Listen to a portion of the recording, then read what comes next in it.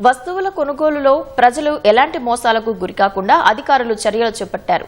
కొందరు వ్యాపారులు ఇటీవల జరిగిన జీఎస్టీ సంస్కరణలను పాటించకుండా అధిక ధరలకే నాణ్యత లేని వస్తువులు విక్రయిస్తున్నారు. పండుగ నేపథ్యంలో జరుగుతున్న క్రయ విక్రయాల్లో అలాంటి మోసాలు మరింత జరిగే అవకాశం ఉంది. ముఖ్యంగా ఔషధాల విషయంలో ప్రజలు మోసాల బారిన పడకుండా జాగ్రత్త పడాలని అధికారులు చెబుతున్నారు. కొనుగోలు చేసే వస్తువులపై అవగాహన పెంచుకోవాలని వారు సూచిస్తున్నారు. ఏదైనా మోసానికి గురైనట్లు తెలిస్తే స్థానిక లీగల్ మెట్రాలజీ ఇన్స్పెక్టర్కు ఫిర్యాదు చేయవచ్చని వారు చెబుతున్నారు. కేంద్ర గవర్నమెంట్ మనకు జీఎస్టీ పూర్తి స్థాయిలో దాన్ని మాడిఫికేషన్ చేశారు. 18% ఉన్నదాన్ని స్లాబ్ల వారీగా మినిమం 5% తీసుకొచ్చారు.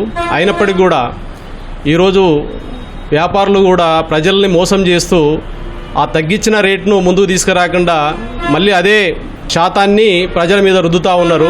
మెడిసిన్ పైన 12% ఉన్నటువంటి జీఎస్టీని ఈరోజు కేంద్ర గవర్నమెంట్ 5% తీసుకొచ్చింది. అయినప్పటికీ కూడా పబ్లిక్ మెడికల్ షాపుల వాళ్ళు కానీ తర్వాత హాస్పిటల్స్ వాళ్ళు కానీ అదే ఆ 18%కే తీసుకొస్తున్నారు తప్ప దీన్ని మనం అడగలేకపోతా ఉన్నాం. దీనిపై పూర్తిగా ప్రజలు అవగాహన రావాలని చెప్పి మేము కోరుకుంటా ఉన్నాం.